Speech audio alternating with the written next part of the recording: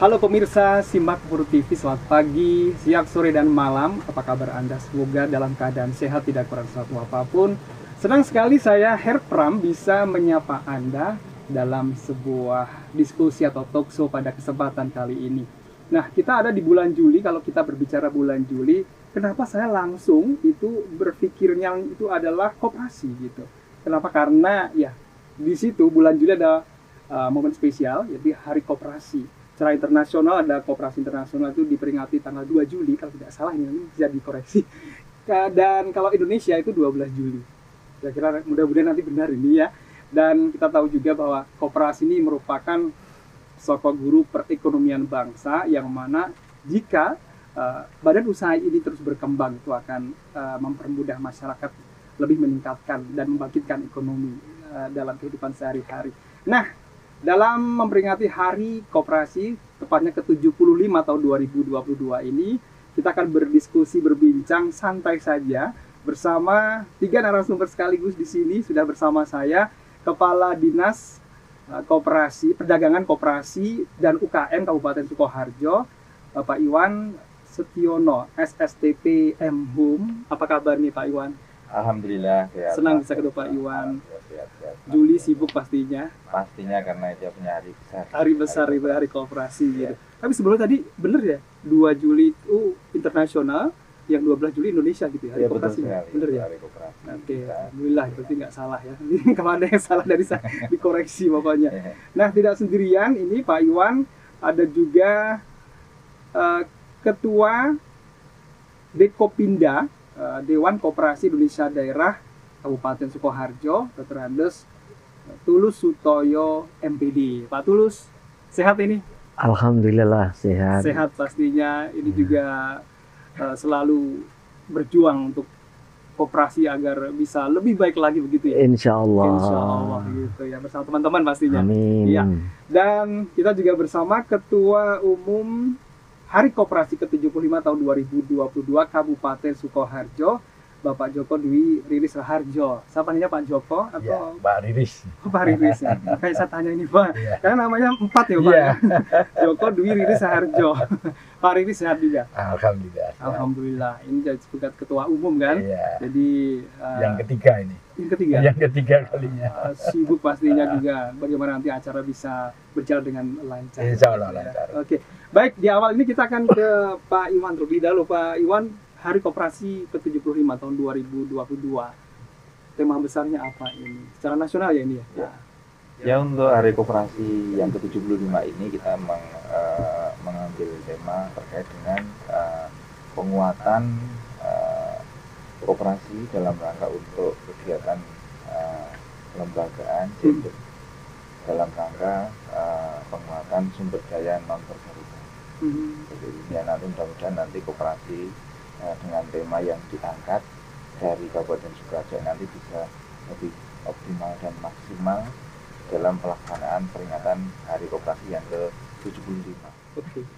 Ini perlu ada penjelasan sepertinya Pak dengan tema seperti ini. Mungkin masyarakat pemirsa ya Simak Puru TV ingin apa maksudnya ini ya? Percepatan perkuatan kedaulatan pangan dan energi terbarukan itu.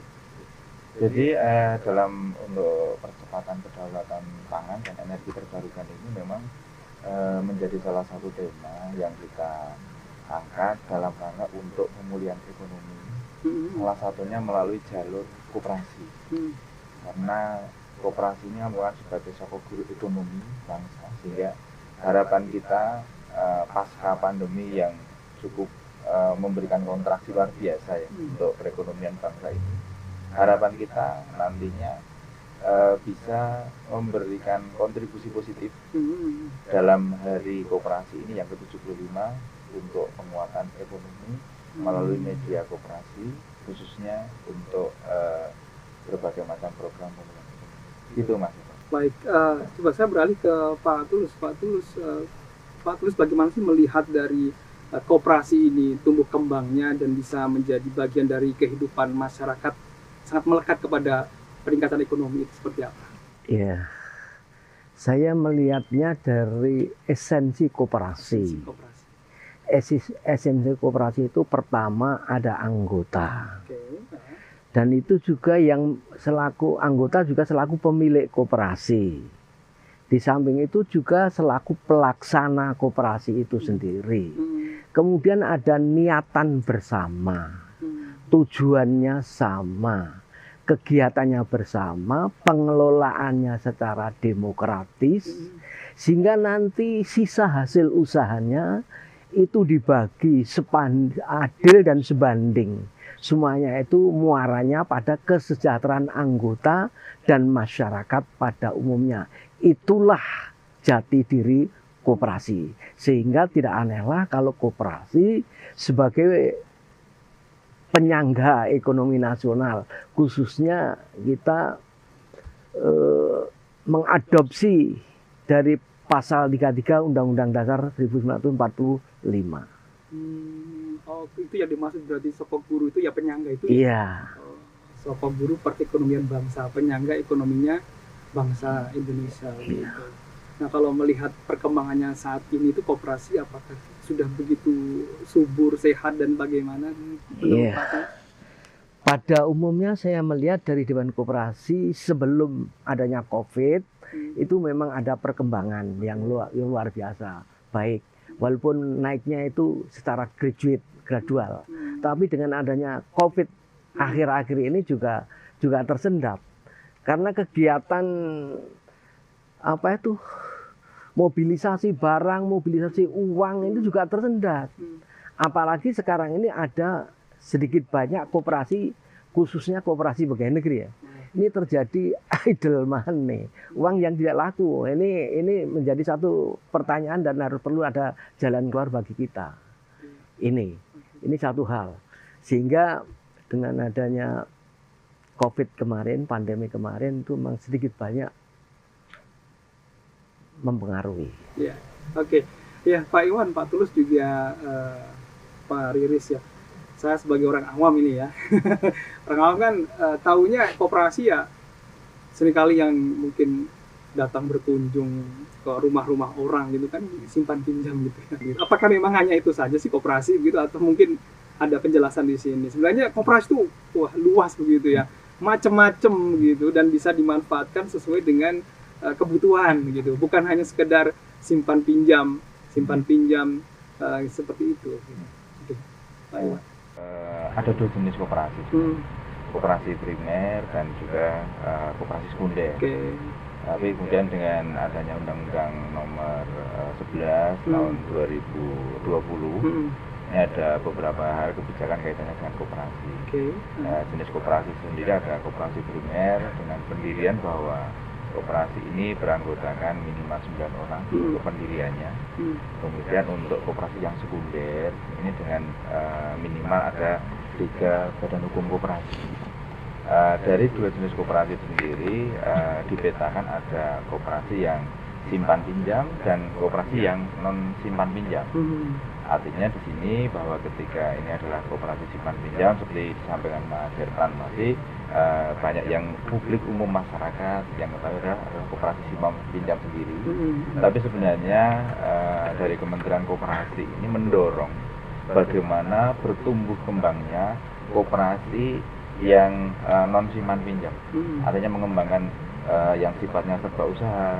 Kemudian juga yang ada binaan yang dari UMKM, karena saat ini trennya kan untuk pengembangan UMKM. Sehingga ketika koperasi ini bisa masuk di ranah yang kompetitif lagi, tidak hanya simpan pinjam, ini akan menjadikan peluang untuk koperasi ini bisa semakin eksis dan semakin besar.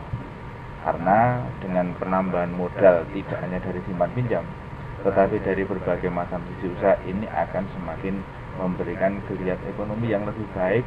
Tentu saja karena koperasi ini kan dari anggota untuk anggota ya, artinya dari mulai pendiriannya, kemudian dari pelaksanaan kegiatannya, pembagian sisa hasil usahanya, ini kan semuanya dibahas di dalam rapat anggota tahunan yang pastinya setiap tahun dilaksanakan. Ini kan memberikan kontribusi yang positif juga bagi anggota.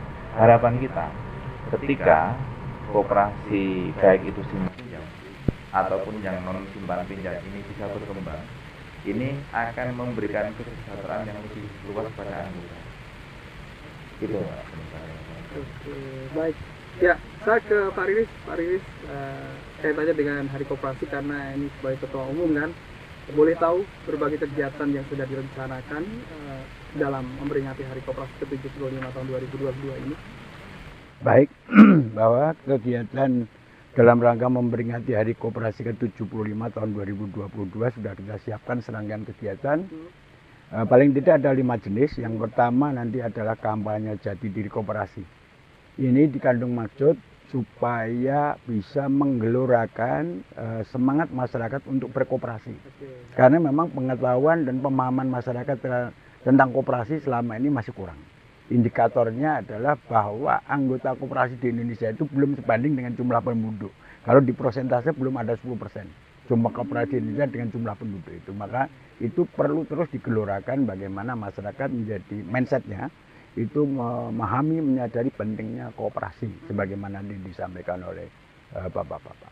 Yang kedua, talk show ini merupakan bentuk diseminasi tentang jati diri koperasi. Ini penting juga karena ini menjadikan masyarakat nanti menjadi tertarik, mencintai dan mau menjadi anggota koperasi. Karena sesungguhnya bakun ekonomi yang paling cocok bagi Indonesia adalah koperasi sebagaimana dulu diletakkan oleh the founding father. Karena roh dari koperasi adalah gotong royong dan gotong royong itu filosofi dasar masyarakat Indonesia. Maka sangat cocok koperasi itu. Mestinya koperasi itu menjadi tagline perekonomian di Indonesia, bukan yang lain gitu. Terus yang ketiga nanti ada upacara pasti ya, ini nanti tanggal 12 Juli.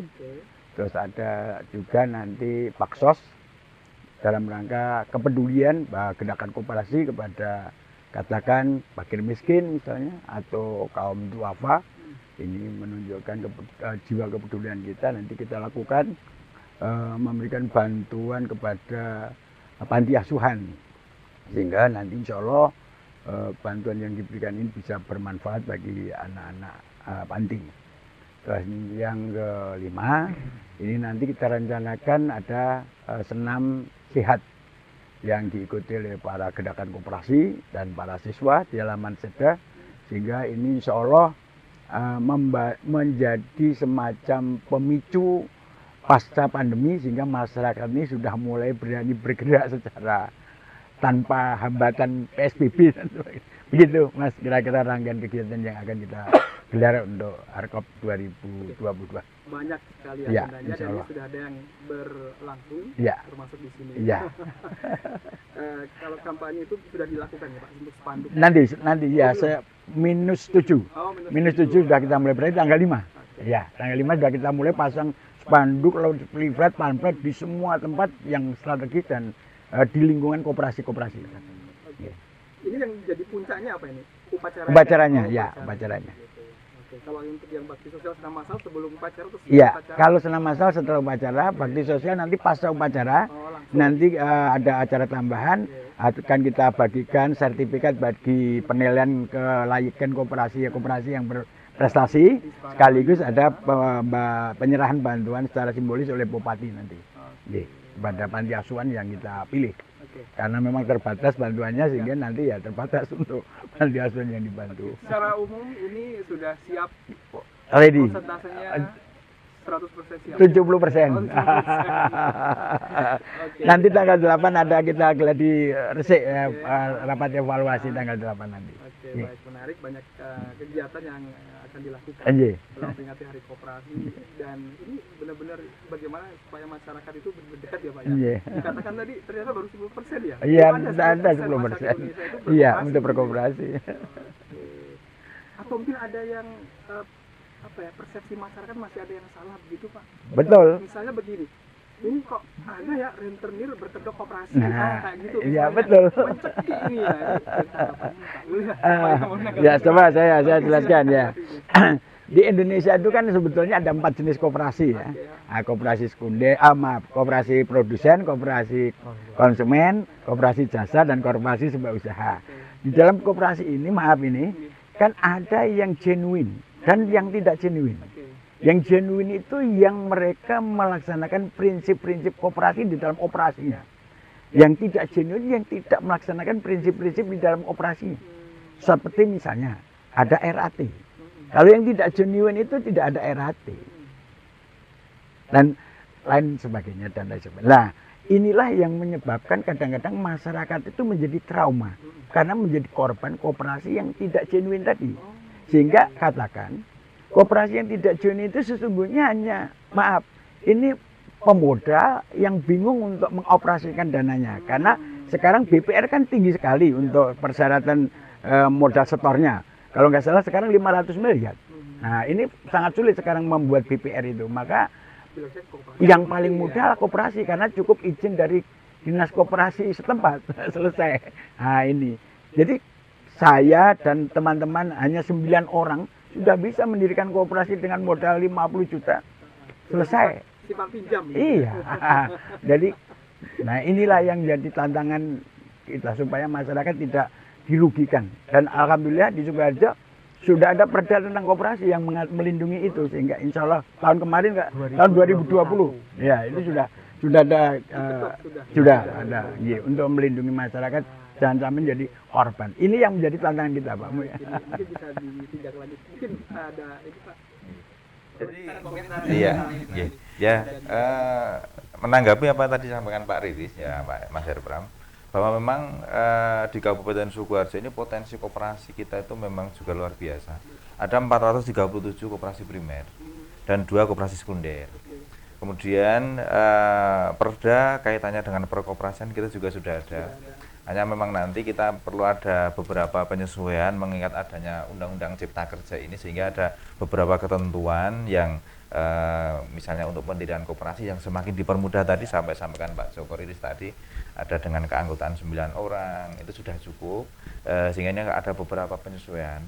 Kemudian dari jumlah koperasi yang sekian ini memang benar bahwa untuk pendirian koperasi sebagaimana yang disampaikan dari amanah dari Kementerian Koperasi sendiri untuk memberikan kemudahan dalam hal ini pendiriannya sehingga harapan kami memang di Kabupaten Sukoharjo ini bisa semakin berkembang tetapi tidak ada penyalahgunaan di situ ya, tidak ada penyalahgunaan di situ sehingga dalam konsep ini kami juga melakukan berbagai macam hal untuk pengawasan koperasi ini salah ya dari Dinas Perdagangan Koperasi ini bisa sehat dan bisa benar-benar manfaatnya itu masyarakatnya nyata gitu ya.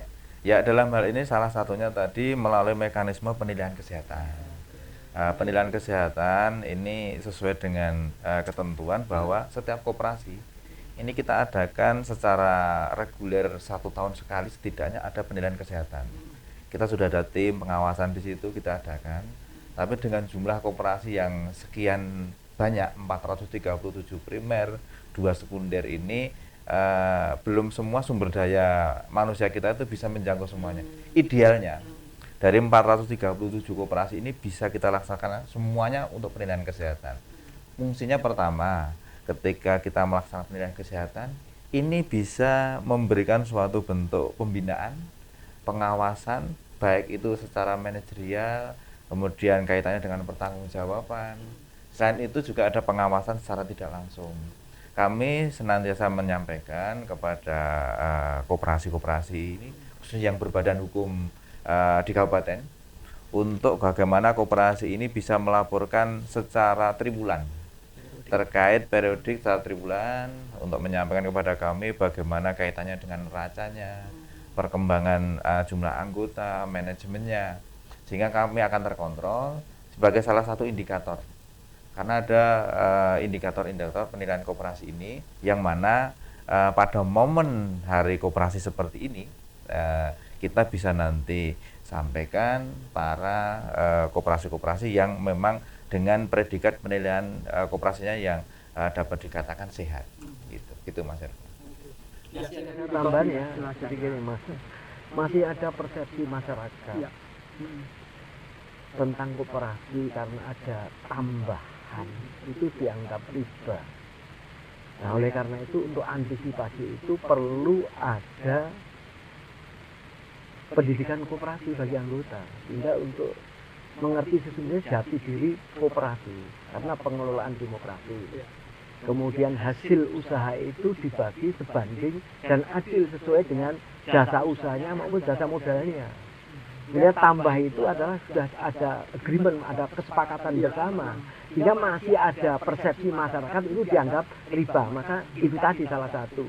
Maka faktor pendidikan itu sebenarnya sangat penting, termasuk advokasi. Advokasi di bidang kelembagaan dalam penyelenggaraan koperasi itu. Karena pengelolaan koperasi dilaksanakan secara demokratis dari anggota oleh anggota untuk anggota yang modali juga anggota. Kalau itu sudah pendidikan sudah di masyarakat, insya Allah clear. Jadi persepsi masyarakat akan bertambah tentang positif, nilai positifnya koperasi. Asasnya kekeluargaan juga. Iya, kekeluargaan, kesetiakawan, kekeluargaan. Makanya. Baik, nanti kita lanjutkan lagi, kita jeda dulu. Dan pemirsa simak Mur TV pastikan tetap bersama kami ya untuk menyimak obrolan tentang Hari Koperasi ke-75 tahun 2022 Kabupaten Sukoharjo.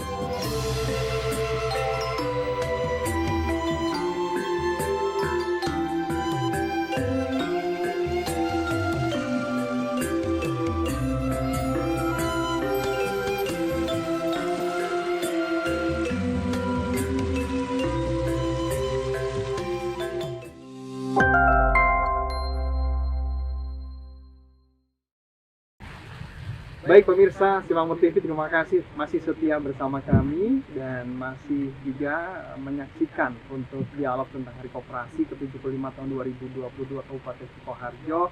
Menarik pastinya ketika kita berbicara tentang koperasi, karena barangkali ya di dekat rumah Anda itu ada kantor koperasi juga ada, sekretariat koperasi ada ternyata.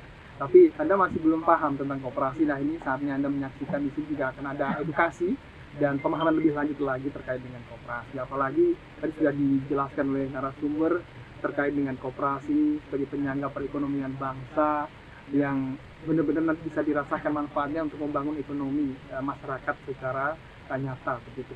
Nah, saya kembali lagi ini terkait dengan Hari Koperasi yang tadi dijelaskan oleh Pak Riris itu, bahwa kampanye jati diri ini yang nomor satu tadi disampaikan. Iya. Sepenting apakah dan apa itu sebenarnya jati diri koperasi? Oke. Jati diri koperasi itu menyangkut pemahaman mereka tentang definisi, terus tentang prinsip-prinsip koperasi dan tentang nilai-nilai koperasi. Nah, bagaimana sebuah koperasi itu dikatakan koperasi, lembaga itu dikatakan koperasi apabila ini memenuhi unsur-unsur yang pertama, misalnya bahwa dia badan usaha, unsur yang pertama. Beda dengan Undang-Undang 12 tahun 67. Kalau dulu badan sosial, semenjak sekarang Undang-Undang nomor 25 tahun 2002 itu adalah badan usaha. Sehingga koperasi itu harus memperoleh keuntungan yang sebesar-besarnya untuk kesejahteraan para anggota berupa SAU. Ini yang pertama. Yang kedua adalah koperasi itu adalah kumpulan orang atau badan hukum. Sehingga yang diperhitungkan di dalam koperasi itu bukan kapitalnya. Beda dengan corporate, seperti PT, CP, firma. Tetapi di koperasi adalah orang, kumpulan orang. Ya, ketika pengambilan keputusan maka mesti one man, one vote. Meskipun sahamnya beda, tidak peduli. Nah, ini bedanya.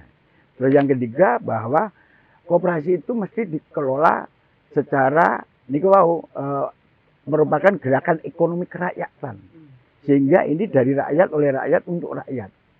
Bukan lagi oleh para konglomerat atau pemodal. Itu unsur-unsur. Terus yang berikutnya bahwa koperasi dikelola dengan asas kekeluargaan. penyelesaian setiap sengketa di dalam koperasi melalui pendekatan kekeluargaan, sehingga ketika koperasi itu anggotanya ada wan prestasi, tidak mesti dilakukan penegakan hukum karena dikelola secara kekeluargaan. Beda dengan lembaga finance yang lain, ketika ada wan prestasi mesti dilakukan penegakan umum. Nah, ini hal yang membedakan lembaga tersebut koperasi atau bukan, dan ini penting untuk edukasi masyarakat supaya masyarakat tidak terjebak oleh tawaran-tawaran yang menggiurkan dan akhirnya merugikan. Ini. Terus kalau bicara tentang prinsip-prinsip koperasi ada 7 item. Nanti banyak sekali, nanti durasinya terlalu panjang. Ya, nanti Ya. mungkin kan ada kampanye di sini. Iya. Dan tidak hanya di sini saja, tapi Betul, di betul. dan lain sebagainya akan Betul. pasang Ya. termasuk tadi ya prinsip-prinsip koperasi. Iya, yang akan ada iya. di setiap desa. Ya enggak lah, tapi di lingkungan strategis, Keramaian gitu ya. keramaian gitu. Iya. Baik, nah tadi saya ini kan berbadan hukum, Iya. berarti harus ini ya Pak ya, harus ke notaris dan Iya, sebagainya. iya. Gimana caranya mendirikan koperasi? Mungkin secara umum bisa dijelaskan kepada masyarakat pemirsa Simamurti ini. Ya Mas Herpram, kaitannya dengan pendirian koperasi itu seperti tadi disampaikan di depan, sekarang ada kemudahan ya, artinya dengan 9 orang melakukan kesepakatan, ini bisa berdiri koperasi, di situ nanti ada penandatanganan berita acara, notulen rapat itu sebagai rancangan awal anggaran dasar yang nantinya mekanismenya akan diajukan ke Kementerian Hukum dan HAM kaitannya dengan koperasi ini untuk pengajuan nama. Setelah persetujuan pengajuan nama ini nanti sudah didapatkan dari Kementerian Hukum dan HAM, akan dikembalikan kepada para foundersnya ini, para pendiri ini. Kemudian langkah berikutnya adalah mengajukan akta pendirian, yang mana ini nanti dengan melibatkan notaris pendirian akta koperasi NPAK untuk nanti diajukan kepada Kementerian Hukum dan HAM kembali melalui Dirjen Administrasi Hukum Umum yang di Kementerian Hukum dan HAM. Selanjutnya nanti akan muncul penerbitan pengesahan. Pengesahan muncul, selanjutnya akan sudah keluar badan hukum. Selanjutnya nanti berkoordinasi dengan Dinas Perdagangan Koperasi dan Kementerian, apakah itu nanti berbadan hukum nasional, apakah provinsi atau kabupaten. Ini nanti kami akan melakukan verifikasi dokumen. Verifikasi dokumen karena sekarang ada kemudahan online ya, artinya ketika kita menerapkan nomor induk koperasi dengan melalui ODS, online data system, kita yang merupakan aplikasi yang dimiliki dari Kementerian Koperasi dan UKM untuk nanti keluarnya NIK, nomor induk koperasi. Itu prasyarat utama untuk koperasi, apakah itu simpan pinjam maupun non simpan pinjam. Kemudian kalau berikutnya adalah ada yang namanya nomor induk berusaha NIB, yang mana ini diterbitkan secara online juga melalui OSS, online single subsystem, yang merupakan mendaftar melalui aplikasi yang difasilitasi melalui Dinas PTM PTSP. Nanti akan terbit OSS ini. Dan untuk koperasi simpan pinjam, karena ini berbasis risiko ya, ini harus ada izin usaha simpan pinjam. Kembali bahwa ini nanti diajukan, dikoordinasikan dengan dinas yang membidangi koperasi, khususnya yang ada di kami, kaitannya dengan verifikasi dokumennya.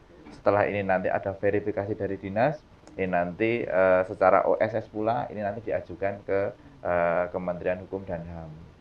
Kemudian kalau yang non simpan pinjam ini lebih sederhana karena ini risikonya rendah, sehingga ini cukup dengan nanti ada NIK terbit, kemudian juga NIB, dan yang tadi pendirian adanya istilahnya berbadan hukum yang dari notaris tadi, saya pikir itu sudah cukup untuk mendirikan. Jadi tidak ada yang sulit untuk mendirikan koperasi ini gitu. Pasti. Dan kita sekarang ada 2 pelayanan Mas, untuk untuk masyarakat ini memberikan kemudahan, bisa datang ke Dinas Perdagangan Koperasi ataupun Pemda ini sekarang sudah memiliki mall pelayanan publik. Mall pelayanan publik yang mana mall pelayanan publik ini sudah di launching kemarin sama Ibu Bupati. Di situ ada pelayanan satu atap, berbagai hal yang dibutuhkan oleh masyarakat pelayanan, termasuk di dalamnya masalah koperasi. Ada dari dinas ini juga standby di sana untuk memberikan penjelasan yang sekiranya mungkin belum bisa detail. Masyarakat diberikan kemudahan untuk mendapatkan informasi apapun itu terkait dengan perkoperasian dan hal-hal yang terkait dengan Kalau ada bimbingan ya Pak, ketika mungkin kita ke sana mengajukan ini, apa sih syarat-syaratnya, kemudian ada kayak semacam bimbingan dari dinas gitu. Oh iya pasti, Cara mengoperasi iya, itu, iya gitu. pasti, Cara pasti dari teman-teman yang ada di dinas sendiri ataupun di mall pelayanan publik ini akan memberikan penjelasan berbagai macam hal yang detail yang seperti yang kami sampaikan secara sepintas tadi. Karena teknisnya nanti akan disampaikan dari tim kami yang sifatnya humas. Tapi di satu sisi kami juga di dinas ini dalam rangka untuk pemberdayaan SDM koperasi ya. Ini kita banyak program kegiatan untuk bagaimana koperasi ini bisa semakin eksis. Salah satunya program-program kegiatan kita itu ada semacam pendidikan keterampilan kaitannya dengan kompetensi. Bagi SDM koperasi. SDM koperasinya, kompetensinya misalnya kan ada di situ pengawas, ada pengurus, pengelola. Ini kan kita adakan secara berkala, adakan suatu bentuk pembinaan gitu.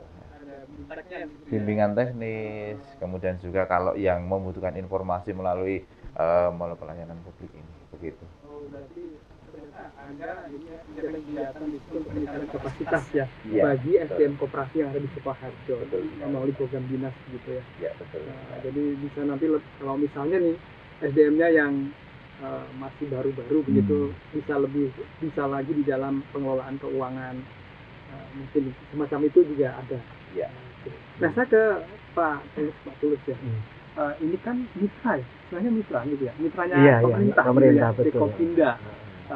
Ini selain tadi apa mengedukasi juga membangkitkan koperasi di Kabupaten Sukoharjo, juga pengawasan tidak kegiatannya. Apa pengawasan itu ranahnya dari dinas atau bagaimana? Sebenarnya pengawasan itu memang bukan ranahnya Dewan Koperasi. Karena Dewan Koperasi itu adalah satu lembaga dari gerakan koperasi, menyerap aspirasi anggota. Bagaimana koperasi itu nanti memperoleh akses dari pemerintah, ikut di dalam tata kelola ekonomi baik nasional maupun daerah. Di samping itu memang ada advokasi, tetapi tidak sifatnya pengawasan, ada advokasi, ada edukasi pendidikan. Advokasi itu kasusnya seperti apa? Advokasi kalau ada aduan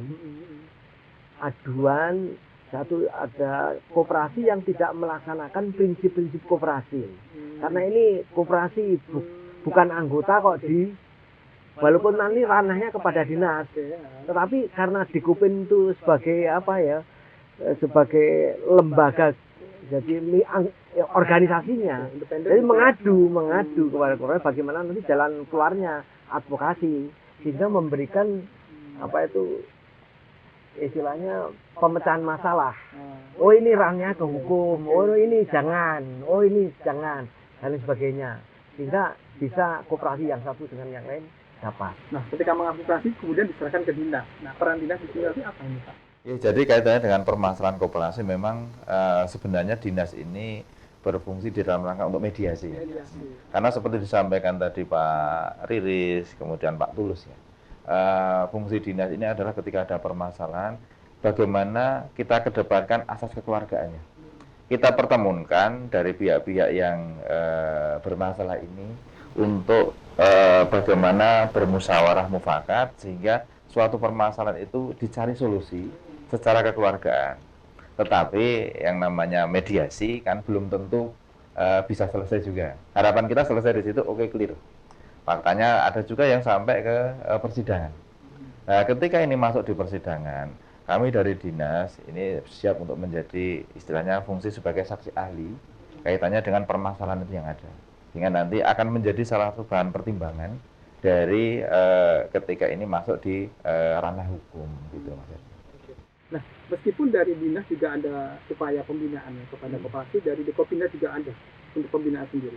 Apakah ini kerjasama atau beda nanti? Itu masuk advokasi tadi ya. Oh, iya, advokasi tadi. Jadi istilahnya bisa dilaksanakan formal maupun informal karena itu bukan anak buah. Jadi sama-sama gerakan koperasi berhimpun menjadi satu. Kalau nanti ada masalah bisa dipecahkan secara bersama. Hanya istilahnya nanti advokasi.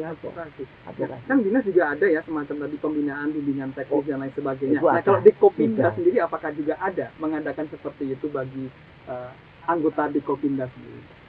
Jadi tugas kewajiban dari Dekopinda atau Dekopin itu adalah meningkatkan kualitas SDM bisa lewat pendidikan. Pendidikan. Jadi penataran. Ada berarti. Ini bersama-sama dengan PKPRI. Jadi kan nanti kan bersama-sama saling membutuhkan. Termasuk kalau nanti diminta oleh dinas untuk menjadi narasumber untuk pelatihan koperasi. Tapi poinnya yang mengadakan pelatihan pendidikan itu bagiannya di dinas koperasi, dinas perdagangan dan koperasi. Sehingga ini mitra membantu. Oke. Ya, tadi disampaikan oleh Pak Iwan kan ada 439 ya Pak ya koperasi ya. 437 dan 2 koperasi. Sekunder. Nah, ini bagaimana pengawasan yang sudah dilakukan dari dinas sendiri dan ketika melihat ya ini koperasi ini tidak sehat, apa yang dilakukan dari sini? Jadi seperti saya sampaikan tadi, ada pengawasan kita ada dua, artinya pengawasan langsung dengan pengawasan tidak langsung. Pengawasan langsung kita melakukan tinjauan ke lapangan. Kemudian yang pengawasan yang tidak langsung secara rutin kita mintakan untuk secara reguler laporan itu. Selain itu juga ada pengawasan yang sewaktu-waktu. Ini berkaitan dengan tadi disampaikan Pak Tulus bahwa ada memang dari beberapa koperasi ini perlu kita terjun ke lapangan. Kita lihat kondisi realnya di lapangan itu bagaimana. Terkadang juga ada dari kementerian ataupun dari dinas koperasi provinsi ini memberikan suatu bentuk persuratan ke kami, tolong koperasi yang ABCD ini kita lakukan ada monitoring pengawasan, kita lakukan seperti itu meskipun pengawasan rutin kita berjalan. Tapi terlepas dari itu, tadi juga perlu kami menambahkan Mas Herpram bahwa di Kabupaten Sukoharjo ini khususnya koperasi pengembangan koperasinya ya. Ini kita khususnya yang di Trangsan, koperasi Trangsan Manunggal Jaya. Ini kan koperasi produsen rotan. Ya. Ini salah satu menjadi konsep percontohan dari Kementerian Koperasi Nasional dalam kapasitas untuk produksi rotan. Sehingga fungsinya koperasi yang ada di Trangsan ini bisa semakin menambahkan baik itu sisi usaha, sisi ekonomi ini bisa meningkat lebih baik lagi. Mudah-mudahan nanti programnya bisa berjalan lebih baik sehingga nanti koperasi yang lainnya itu bisa menjadi mengikuti seperti yang di Trangsan Manunggal. Oke, sebenarnya ingin berbincang lebih banyak lagi ya Pak ya, karena menarik tentang koperasi ini karena memang ya sebenarnya itu dekat dengan masyarakat, cuma kadang masyarakat yang tidak dekat dengan koperasi kan begitu ya. Nah, saya dari sebagai ketua umum panitianya di Hari Koperasi ini Pak Riris, bagaimana melihat ke depannya, tantangannya? Nah, ini sudah 75 loh memperingati Hari Koperasi, begitu. Tantangan ke depan seperti apa? Ya, tantangan ke depan bagi koperasi itu sesungguhnya dari regulator. Maaf ini ya. Jadi pemerintah selaku regulator ini kepeduliannya terhadap koperasi memang masih kurang. Sehingga dari ketiga pelaku ekonomi, katakan misalnya BUMN, swasta dan koperasi. Koperasi ini selalu tertinggal. Makanya dalam PDB, produk domestik bruto, kapasitas koperasi ini partisipasinya kurang dari 4%. Padahal di dalam ekonomi negara-negara maju, yang koperasinya sudah handal, itu partisipasi dalam PDB koperasi ini sudah dari lebih dari 4%. Di Indonesia belum, masih kecil PDB dalam kontribusi dari PDB. Nah, oleh karena itu mestinya pemerintah memberikan perlindungan, termasuk mungkin supporting. katakan misal koperasi-koperasi kecil, pengrajin-pengrajin UMKM dan sebagainya, itu disupport oleh dana. Dan ini eranya Pak Jokowi sudah, dalam arti lewat kredit misalnya yang kecil, kredit kecil itu apa namanya? Kredit kecil KUR. Nah, ini akan menggerakkan sektor real dari para UKM yang luar biasa. Cuman mereka belum terhimpun dalam koperasi-koperasi. Ya, ini perlu regulasi yang mengatur mereka terhimpun dalam koperasi. Jadi regulasi perlu, supporting perlu, dan iklim usaha.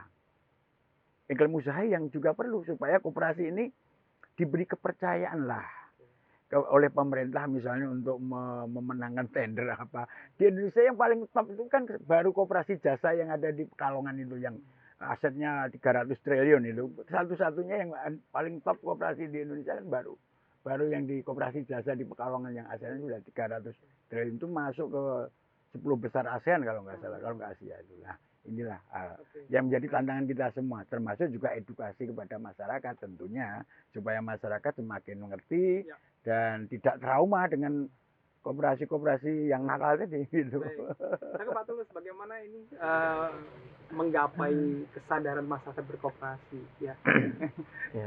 Karenanya gerakan koperasi kan Pak, bagaimana ini ke depan? Baiklah, dengan melalui meningkatkan kualitas sumber daya manusia lewat pendidikan ini sangat penting sekali. Kemudian tata kelola koperasi sehingga bisa hasil usahanya bisa dirasakan masyarakat, yang pada gilirannya masyarakat akan cinta kepada koperasi. Kemudian yang berikutnya juga mengenai transparansi pengelolaan. Jadi secara kelembagaan setiap tahun yang berbadan hukum koperasi mempertanggungjawabkan kepada anggotanya lewat rapat anggota tahunan. Nah, syukur-syukur memenuhi ketentuan yang asetnya lebih dari 5 miliar harus ada audit independen. Ini satu kewajiban yang harus dilaksanakan oleh gerakan koperasi. Dengan demikian tidak ada suara miring, koperasi itu akan tidak layak, tidak beres oleh karena pengurusnya. Nah, karena dengan jalan itu tadi, insya Allah akan baik. Warduh istilahnya. Baik, terus yang terakhir dari Pak Iwan, pesan harapannya di Hari Koperasi ke-75 tahun 2022 ini, silakan. Terima kasih untuk dalam rangka untuk Hari Koperasi yang ke-75 ini kita sinkronkan dengan program yang ada di nasional ataupun di kabupaten. Khususnya adalah bahwa pemerintah sekarang ini mendorong untuk pengembangan UMKM. Artinya peran serta produk dalam negeri 40%. 40% produk dalam negeri ini harus terakomodir di dalam pengelolaan anggaran yang ada di baik pemerintah pusat dan daerah. Salah satu yang memang produk dalam negeri itu kan pastinya koperasi. Sehingga ketika pengembangan koperasi ini seharusnya koperasi ini sudah mulai mengembangkan sayapnya. Tidak hanya disimpan pinjam, tetapi juga ke unit usaha yang lainnya. Dengan menghidupkan binaan-binaan UMKM, karena fungsi-fungsi yang ada di dinas ini melalui kami, melalui pengadaan barang jasa, ini terbuka katalog lokal. Yang ini memberikan peluang sebenarnya bagi produk dalam negeri, di dalamnya adalah koperasi. Kalau koperasi kan pasti produk dalam negeri. Nah, ini sebagai peluang, salah satunya adalah melalui tadi. Sudah mulai masuk koperasi Trangsan Manunggaljaya dengan rotanya. Dan ini diakses luar biasa. Harapan kami dengan bertitik tolak dari Hari Koperasi yang ke-75 ini, mudah-mudahan banyak bermunculan koperasi-koperasi yang sifatnya adalah koperasi serba usaha, tanpa mengecilkan bahwa koperasi simpan pinjam tetap bisa berkembang seperti itu. Baik. Selamat berkoperasi. Terima kasih Pak Iwan, Pak Tulus, Pak Riris ya. Mudah-mudahan ini melalui koperasi ini bisa membawa Indonesia lebih baik ke depan. Amin. Ya. Oke. Karena koperasi bisa bagian dari kehidupan dan cara hidup bangsa Indonesia. Baik, pemirsa Semamur TV, demikian untuk obrolan kita di Hari Koperasi ke-75 tahun 2023. Terima kasih sudah bersama kami dan sampai jumpa.